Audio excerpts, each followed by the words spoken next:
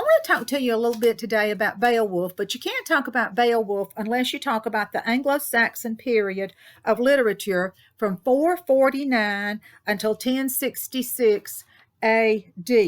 This is when the Angles and the Saxons came together. The Angles, this is where it was called Angleland, which was another term for England. And of course, when the Angles came to this area, they brought their religion as well as their mode of speaking. Then the Celts arrived. They were mostly farmers and hunters. The Roman conquest came about in this area right before the death of Julius Caesar around 55 BC. And so as this is going on, you are seeing more and more groups of people actually forming more of a melting pot like we have here in America. These ancient peoples we don't have many first-hand accounts of them because we don't have anything written down. But each one of these tribes of individual people was ruled by what's called a witan, a W-I-T-A-N. And the early Anglo-Saxons thought that every human life was determined by fate. And the Anglo-Saxons worshipped ancient Germanic gods. The people spoke all different Celtic languages, different tribes, different dialects. But actually, as time went by and the Romans came, this introduced Latin to this area. And gradually, these intersecting Angles, the Saxons, the Celts, the Romans, all of these people, mostly affected by the Romans, gave us what is predominantly and so similarly to English today. In 1563, a group of Irish monks set sail for the west coast of Scotland. Now, this man was sent away because he had killed some people and was sent away in time. But while he was gone, St. Augustine came to this area, and he set up a monastery at Canterbury. And so he was in charge of this new religion that actually became more or less like Christianity. There were no longer warlords, no longer freemen treated their wives cruelly. Christianity became the prominent religion of this time with the advent of St. Augustine. Now, in 1042, the line of succession returned to a descendant of Alfred the Great. He was known as Alfred the Confessor. Well, really, he was Edward, but they called him Alfred the Confessor. And he was deeply religious as well as a Christian. So he once more brought about more and more, let's say he brought about more culture. He brought about more sensuality. He brought about more peace to this group of people. We know that Beowulf was written between the 6th and the 11th centuries. We have no idea exactly when. Alfred the Great actually changed the course of British literature because he was one of the first people to actually write down the history of England to this point. So in 449, when on the island of Britain, it was invaded by these warlike Germanic people, as well as the Angles and the Saxons, they brought about pagan beliefs. Now, Alfred the Great's beliefs were Christian. So from 1449 to 1066, you have this intertwining of paganism as well as in Christianity. Before I take up Beowulf, I want you to look at the Seafarer. If you have your black book, it's on page 13. This is about the misery of a sailor. He tells us, this tale is true in mine. It tells how the sea took me, swept me back and forth in sorrow, fear, and pain. And he talks about how he suffered, how he hurt, how he was hungry, how he was torn, and how bad the weather was. And look at his imagery. Storms beat on the rocky cliffs and were echoed by icy feathered terns and eagle screams. No kinsman could offer comfort there to a soul left drowning in desolation. But he goes on and tells us toward the end that no matter how bad it is, that no matter how much he hates seafaring, he cannot stop because material wealth doesn't matter to him. He tells us, thus the joys of God are fervent with life, where life itself wades quickly into the earth. And he says, if I quit sailing and quit going to the sea, I will either die by one of the three things: illness, old age, or an enemy will kill me. He says, so most of all, I loved the sea. And if I died in the sea, it would be fine because that was the place that I love. He tells us we all fear God. He turns the earth. He sets it swinging firmly in space. But he goes on to tell us that we have to live the life that we are brought to live, no matter what. Now let's turn over to Beowulf. If you're in your black book, it's on page 20. Beowulf is actually an epic poem. We know about epics. The Iliad was an epic. The Odyssey was an epic. But Aeneid was an epic, and Beowulf is an epic. Now, of course, as this story begins, you're going to find out that this is only a very small part of the of Beowulf, and it's given to us in just a few minute sections because it's really as long as the Iliad or the Odyssey. Now, there was a monster that lived under the Danish, what is called a mead hall. That's a place where all of the knights and all went to eat. And this one was called Herod. And this was where the Danes lived. You're going to find out Beowulf is a Geat. And there was no way for anybody to learn anything about another group of people except by message, by a visitor or a traveler coming by. So look at the opening. A powerful monster living down in the darkness growled in pain, impatient as day after day the music rang loud in the hall. Look at your internal rhyme, rang and pain.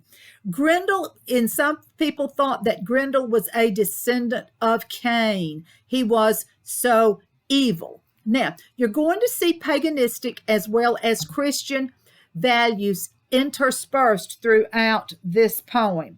So King Hrothgar of the Danes, had built this great mead hall where all of his warriors could come and where all of the warriors could meet and eat and enjoy their victories. But Hrothgar and his men lived happy in his hall till the monster stirred, that demon, that fiend Grendel. He was spawned in the slime of a swamp, conceived by a pair of those monsters born of Cain. And when it became night, Grendel would come up from the slime and kill men there in the hall. When they were drinking, they would all pass out. And Grendel would come as quick as his greed or his claws. He slipped through the door and there in the silence snatched up 30 men, smashing them unknowing in their beds, and ran out with their bodies, the blood dripping behind him back to his lair, delighted with his night's slaughter. Beowulf is going to represent goodness. Grendel is going to and light, and Grendel is going to represent darkness and evil. So every time they meet in the mead hall, or in Herod as it is called, Grendel comes and seizes some of Hrothgar's men. And so for a short time, the period, people thought that hate had triumphed. Now, this is only a temporary triumph of evil. So later on, this went on for 12 years. And a man by the name of Beowulf, he is Heathdane's son. He is a Geat, Geat. And the story had spread throughout the land that Hrothgar's kingdom was protected by God, but the only thing that was protected by God was his throne was protected by God. But he quit having any kind of events in the mead hall because he wanted that to actually he wanted to save all of his men, and he thought this was the only way. On page 23 in this next section, the living sorrow of Heathdane's son in this far-off home Beowulf. Now, Hygelac is the king of the Geats. Beowulf is a follower of Hygelac. And he is the strongest. We would say he was like Hercules. He was the strongest man in the area. And he had, after all this time, he had heard the story of what was happening in to the Danes. He decided that he would go and speak to Hrothgar because he felt like they needed his help. He is going to be your hero of this epic. Beowulf chose the mightiest men he could find, the bravest and best of the Geats. 14 in all, and led them down to their boat, and they go to the Danish shore. Now, you have to be very careful when you go on a journey like this, because Beowulf didn't want to insult the Danes and say, "Hi there, I'm a better hero than y'all are, so I'm coming here to save you." So he didn't want to hurt their feelings, but he also wants them to know that he needs help. On page 25, a messenger sees them. "Whose soldiers are you, you who've been carried in your deep-keeled ship across the sea road to this country of mine?" And so what Beowulf tells him is this: "We are Geats. We follow Higlik, and we've come seeking your prince. We've come to help you because we have heard that you are being cursed by a strange, vicious creature. But here in my heart, I knew that y'all might need some help. Even though y'all are perfectly capable, I thought maybe I could lend a hand." And so the soldier says, "I agree with you, but look what you've got to do." Look what he tells Beowulf and his men. "I trust in your friendship."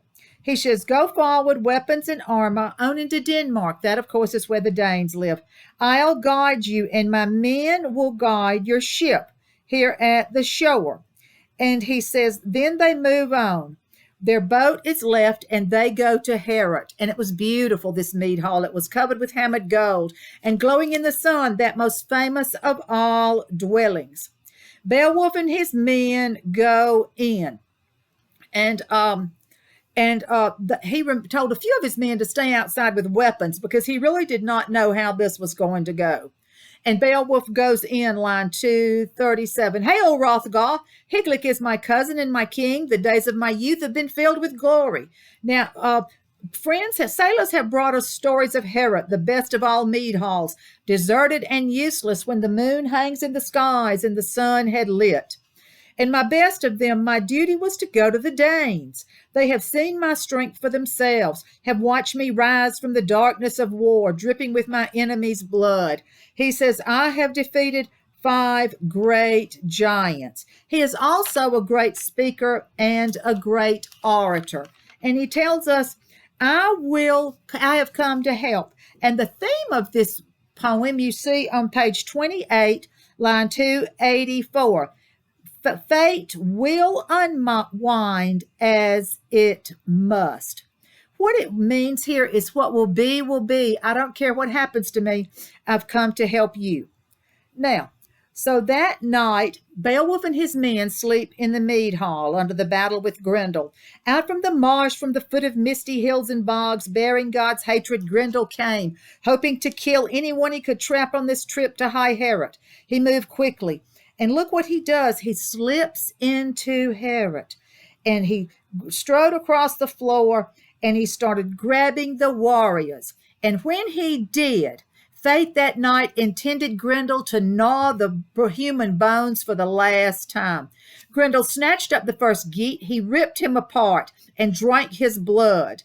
And then Beowulf jumped up. Grendel's great teeth came together, snapping life shut.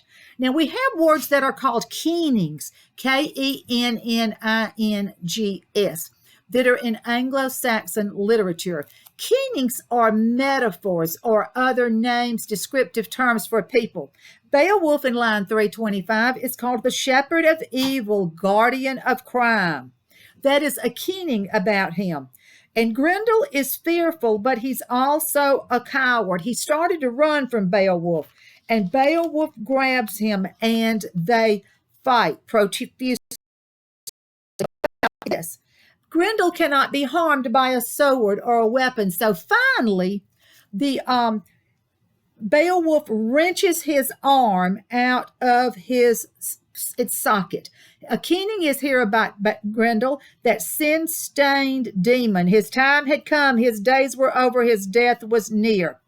And Grendel goes and runs away. Beowulf hangs his arm in the top of the mead hall, and he runs away to his mother. Now, so they are all excited. Beowulf had killed Grendel. He ended the grief, the sorrow, the suffering forced on the people. Now, if you go to the next section, into the monster's lair, this is on page 35, we talk about the man that composed Beowulf had to have been a Christian.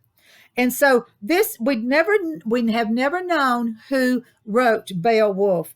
But even though there are pagan entries in here and pagan thoughts, it all comes to us in a Christian biblical origin.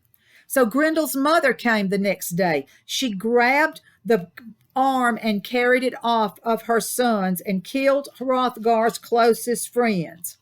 Now, we find out that Beowulf is going again. He is going down in the swamp to look for Grendel's mother.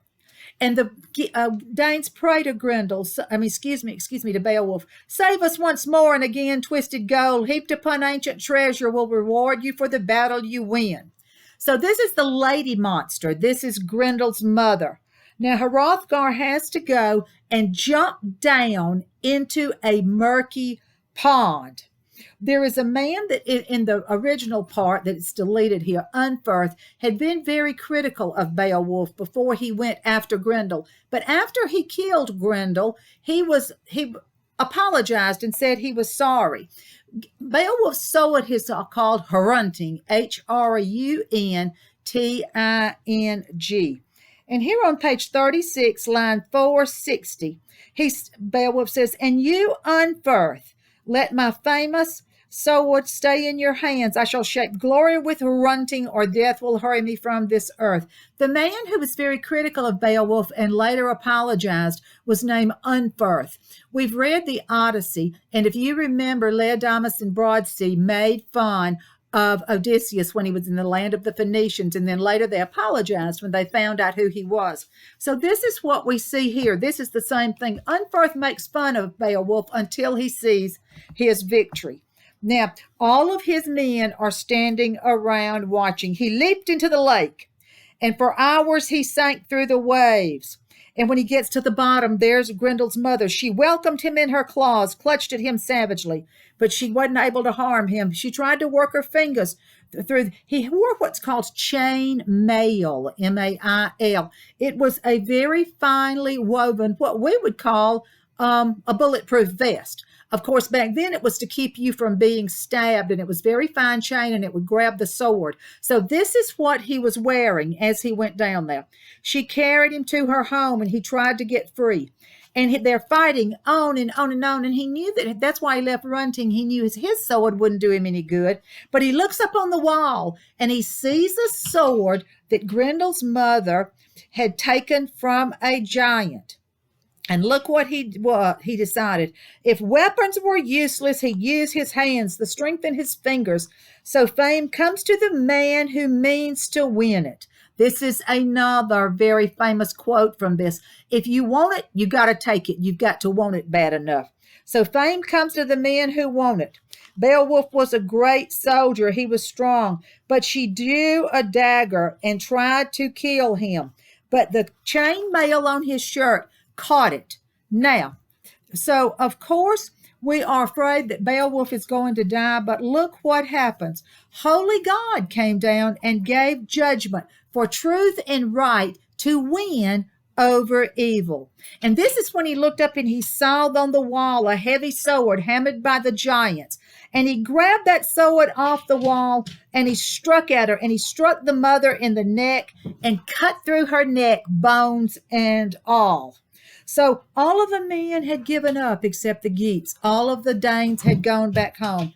And of course, as he killed her, they are waiting, and they all go back. But Beowulf repaid him for those visits and found him lying dead in the corner. He wanted to be certain that Beowulf wanted to be certain that not only he knew he'd killed Grendel's mother, but he wanted to be sure that Grendel had died. So they're all waiting. The Geats are there. It's been quite a long time. They're waiting for their hero. And they get back and he starts swimming back to the top of the pond and said that hope was gone. All the men did. Their hero had lost. The Danes gave up and left the lake and went home. But the Geats stayed. And finally, all of a sudden, Beowulf comes to the surface.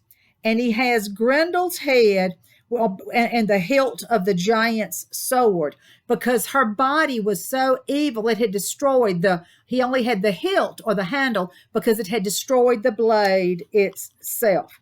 The men were happy, and the battle's only survivor swam up and away. They were very excited and very proud of what Beowulf had done.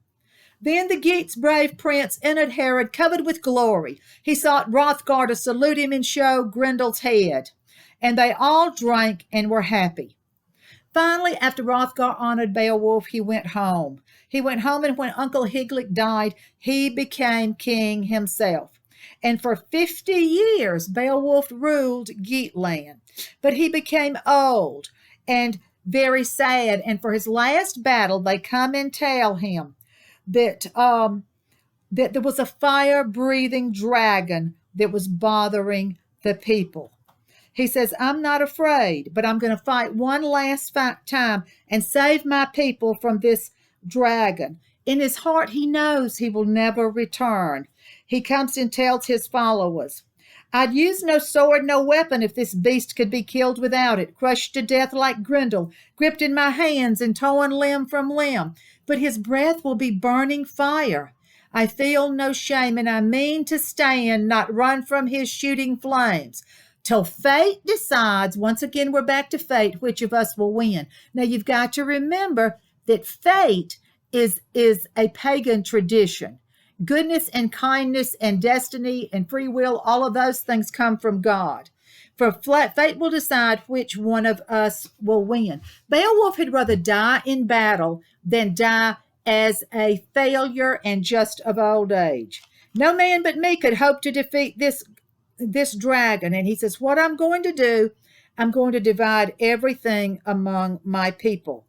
Beowulf goes to the cave where the dragon is living and calls out the dragon. A steaming cloud poured from the stone. Then the earth itself shook. Beowulf swung his shield into place and held it in front of them, and they began to fight. And when he holds his sword and shield, his sword immediately melts. And for the first time in his life, that famous prince fought with fate against him, with glory denied him. And his blade broke, and he realizes that he is in big trouble. So instead of all of the men to whom he had saved, that he had been faithful for all of those years, he stared death. And look what happened. He suffered. He was wrapped in swirling flames, a king before, but now a beaten warrior. And not the first one of his comrades came to help him. They left him there alone to fight. There was only one man that went to save and went to help him. His name was Wiglaf, Wiglaf. This was so sad. After all Beowulf had done for his country, only Wiglaf stayed to help him, and all the rest of them went and hid. So that together, he and Wiglaf defeated the dragon. It was very hard, but the dragon in the end had given Beowulf a wound that he knew he would not overcome. He knew that he would not be able to recover from it. But Beowulf says, by Almighty God, I'd rather burn myself than see flames swirling around my Lord. Excuse me, that's what Wiglaf says.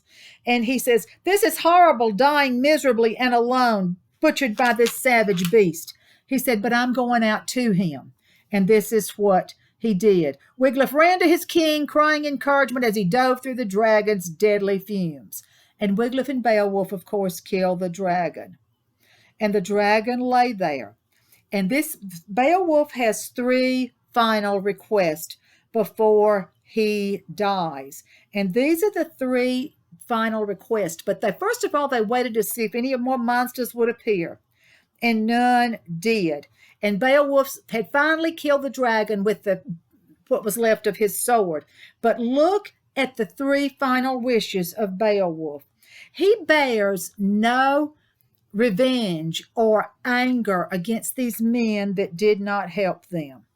He says, Beowulf asks Wiglaf to, first of all, give the dragon's treasure to all of the Geats and let them share it. The second wish is to build him a funeral pyre near the sea because he loved the sea so much. And his third wish was to build a house that would put a light out for sailors so that they would not run their boats into the rocks. This is the first lighthouse that is ever mentioned in history. And so he says this tower, call it Beowulf's Tower, but it is going to be the lighthouse. Now, he took the necklace from around his neck and he gave it to Wiglaf. And he gives it to Wiglaf, and look what he says. You are the last of my fate-flung family. Fate has swept our race away. He says, and now I am following him. And he died. But before he died, he told Wiglaf that his greatest regret in life was not marrying and having an heir to the throne. And that is why Wiglaf will become the next king. Now, when that, you people know this from when we took up the Iliad and the Odyssey. When someone dies and you put them on a platform or on a funeral pyre and set the body on fire, the smoke goes up toward the heaven and it's taking the soul to heaven. So this is what they did. For 10 long days, they made his monument and sealed his ashes in the walls of the lighthouse. But Wiglaf is so angry because of the way that they treated Beowulf and didn't help him, that he buries the dragon's treasures inside of the lighthouse so that the Geats can never have him. The treasures they'd taken were left there too, silver and jewels buried in the sandy ground back in the earth, and forever hidden and useless to men. And 12 of the bravest Geats rode their horses around the tower, telling their sorrow, telling stories of their dead king. His body behind sends his souls on high. That is the Christian concept. The smoke of his body is his soul going to heaven. And look at his eulogy on page 46, the last 5 lines. And so Beowulf's followers rode mourning their beloved leader, crying that no better king had ever lived, no prince so mild, no man so open to his people, so deserving of praise. And Beowulf's soul went to heaven, and he left Wiglaf in charge of his kingdom. That is the story of Beowulf. If you have any questions, you can text them to me or you can email them to me. Have a good one. Your Beowulf test is Monday night. See you later.